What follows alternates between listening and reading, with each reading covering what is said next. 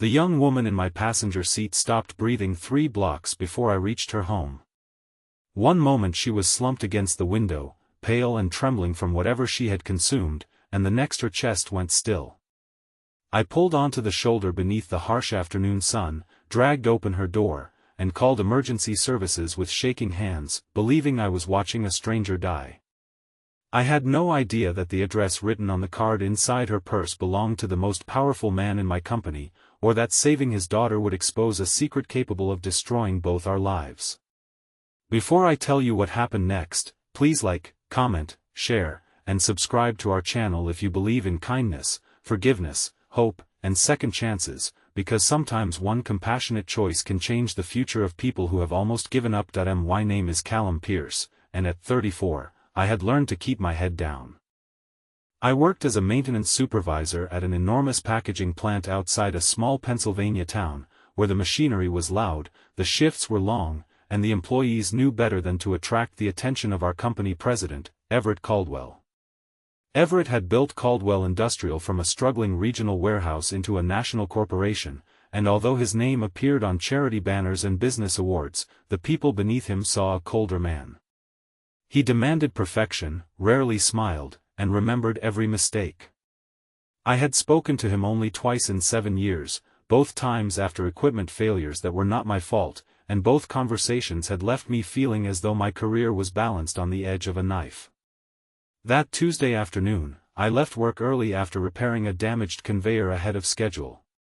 I planned to visit my mother at her assisted living community, but as I drove along a country road bordered by sunlit fields, I noticed a woman stumbling near an abandoned bus shelter. She looked to be in her late 20s, dressed in an expensive cream-colored coat that was far too elegant for the dusty roadside. One heel was broken, her blonde hair was tangled across her face, and she was clutching a small leather purse against her chest. Several vehicles passed without slowing. I nearly did the same. The plant had strict rules about personal conduct, and I knew helping an intoxicated stranger could become complicated. Then she collapsed against the bus shelter and slid to the pavement. I stopped because I remembered my younger sister, Claire, who had died 8 years earlier after leaving a college party alone. The driver who found Claire's wrecked car had admitted he had seen her wandering beside the highway earlier but had kept going because he did not want trouble. I had spent years wondering whether one person stopping sooner might have changed everything. I could not become the person I still blamed. The woman was conscious when I approached, but barely. She insisted she was fine, even as her words blurred together and her knees gave way. There was no phone in her purse, only a wallet, a prescription bottle with the label partially torn away, and a card bearing an address in the wealthiest neighborhood outside town. I did not know whether she had been drinking, misusing medication, or both. I offered to call an ambulance, but panic flashed across her face. She pleaded with me not to involve the police or her family. She said she only needed to get home. Against my better judgment, I helped her into my truck, fastened her seatbelt, and placed her purse on the floor where she could not lose it. I kept the windows open and spoke to her constantly so she would remain awake. She told me her name was Avery, but when I asked for her last name, she turned toward the window and began to cry. Her tears were quiet and strangely controlled, as if she had spent years learning how to suffer without disturbing anyone. She murmured that people saw her family's money but never the price of living inside it.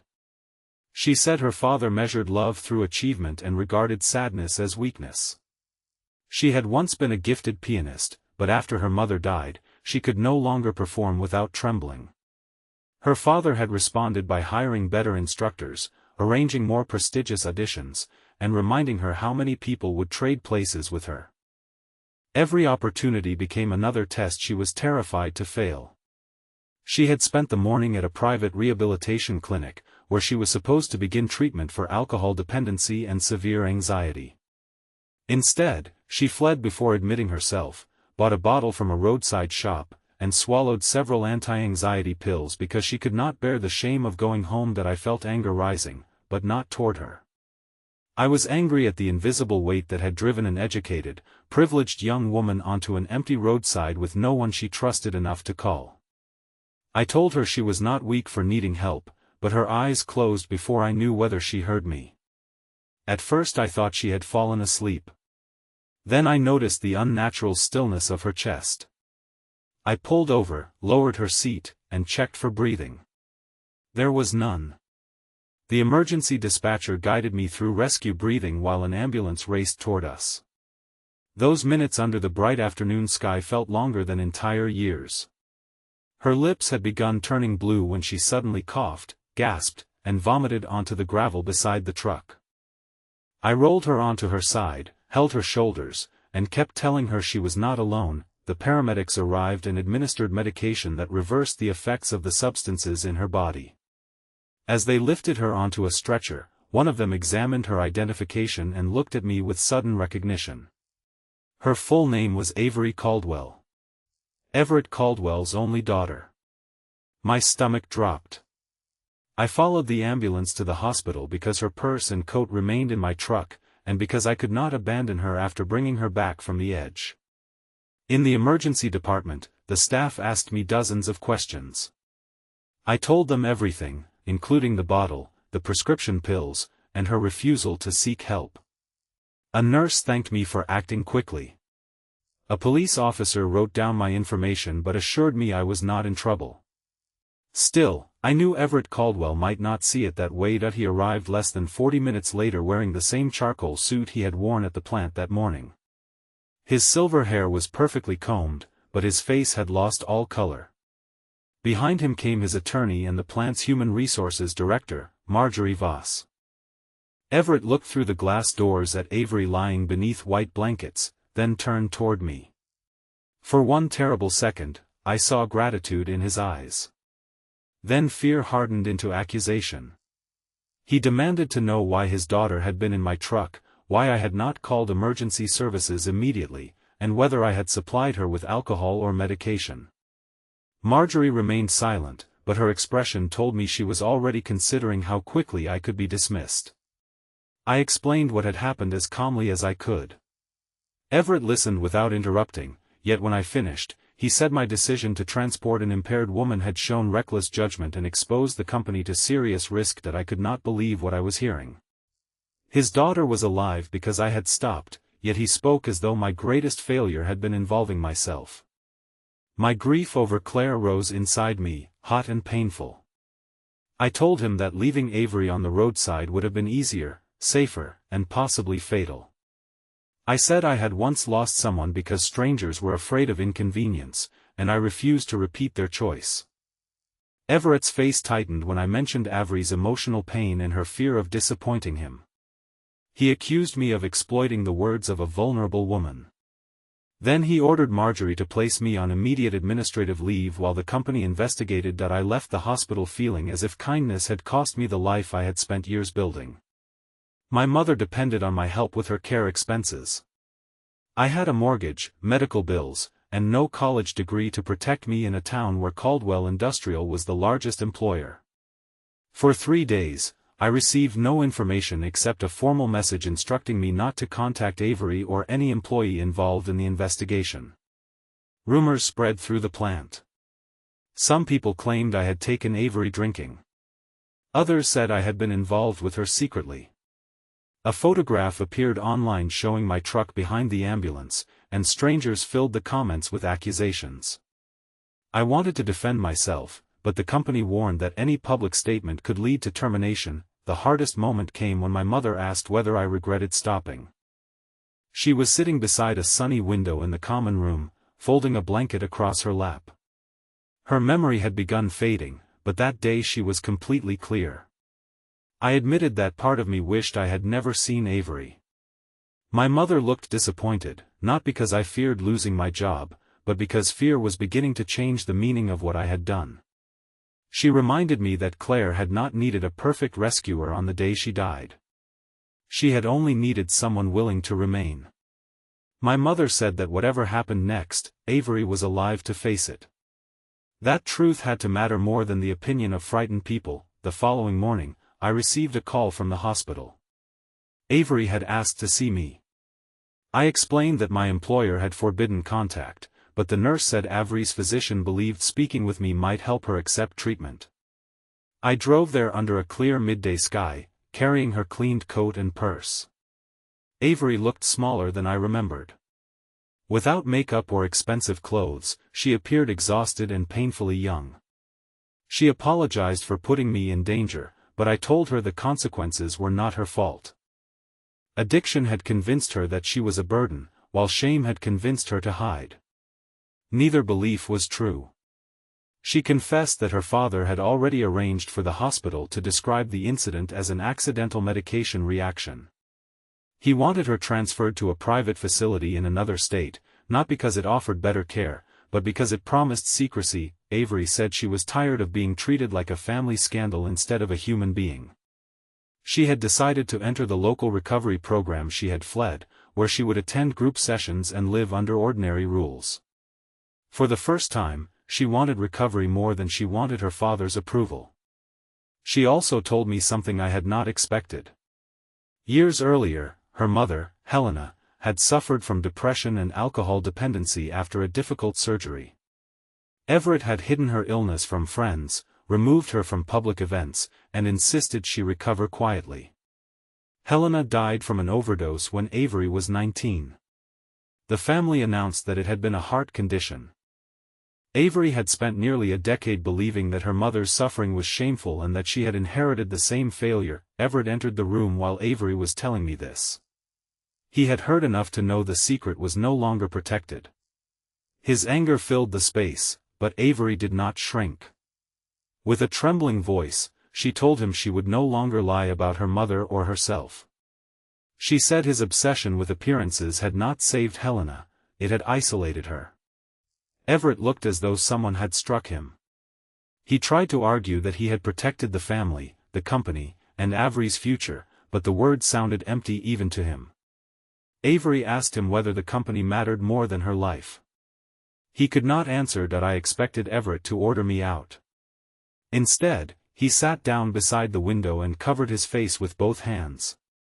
The powerful man who had frightened thousands of employees began to weep in silence. He admitted that Helena had begged him to attend counseling with her, but he refused because he believed discipline could defeat any weakness. On the morning she died, she called his office 3 times. He ignored every call because he was negotiating the company's largest contract. For 17 years, he had blamed addiction, doctors, and Helena herself because admitting his own failure felt unbearable. His strictness with Avery had not been strength. It had been terror. He believed that if he controlled every detail of her life, he could prevent history from repeating itself. Instead, he had pushed her toward the same loneliness. Avery did not forgive him immediately. She told him forgiveness could not be purchased through donations, private clinics, or promises. It would require truth, patience, and change. Everett nodded. Then he turned to me and apologized for treating me as a threat when I had been the only person brave enough to help his daughter. He admitted that the investigation had already found evidence supporting my account, including store cameras, emergency recordings, and medical tests. Marjorie had urged him to reinstate me, but pride had delayed his decision. He promised to correct the rumors publicly and restore my position with back pay. I thanked him, but I told him that protecting my reputation was not enough. The plant needed confidential addiction support, mental health resources, and clear policies protecting employees who helped someone during an emergency. If he truly wanted redemption, he could begin by making sure no worker felt forced to hide suffering. To everyone's surprise, Everett agreed. Over the following months, Caldwell Industrial created an employee assistance center named after Helena Caldwell. The company began offering counseling, recovery leave, family support, and overdose response training. Everett spoke openly at the program's launch, admitting that shame and silence had contributed to his wife's death and nearly cost him his daughter.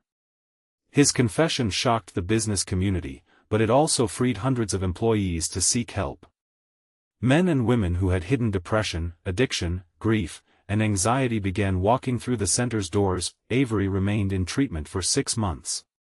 Recovery was not simple or cinematic. She had difficult days, angry days, and days when she wanted to disappear. Yet she kept returning.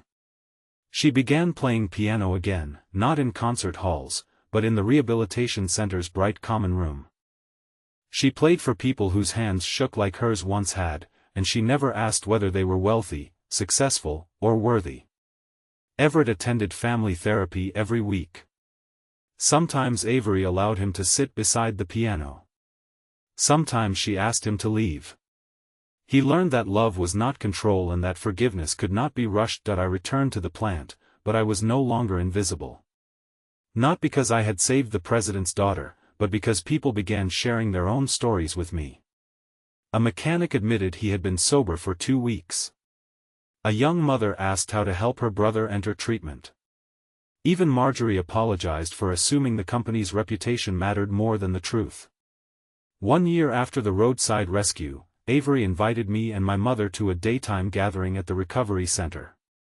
Sunlight poured through tall windows while Avery played a piece she had written for Helena. She called it The Person Who Stopped. When the final note faded, Avery hugged me and whispered that I had not merely driven her home. I had helped her understand that home should be a place where truth was safe. Everett stood nearby with tears in his eyes. He did not interrupt or claim the moment. He simply watched his daughter breathe, alive and unhidden. My mother squeezed my hand and said Claire would have been proud. For the first time since my sister's death, I believed that perhaps my grief had not only broken me. Perhaps it had taught me to stop when someone else was falling. Before we reach the end, leave a meaningful comment about a time when someone's kindness helped you through a difficult moment, or tell us what you believe true forgiveness requires.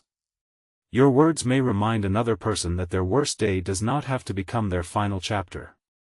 If this story touched your heart, please like this video, leave a meaningful comment, share it with someone who needs hope today, and subscribe to our channel so you never miss another emotional journey. That I once believed I had rescued a drunk stranger from a roadside. The truth was more complicated. Avery had been drowning in shame, Everett had been imprisoned by guilt, and I had been carrying anger toward every person who failed to stop for my sister. That afternoon did not erase our pain, but it gave each of us a chance to transform it. Avery found the courage to recover openly. Everett learned to choose his daughter over his reputation. I discovered that Claire's memory did not have to remain only a wound. It could become the reason I offered another human being the help she had never received. Sometimes redemption does not arrive through a grand miracle. Sometimes it begins beneath the afternoon sun, when the world keeps driving past and one ordinary person finally decides to stop.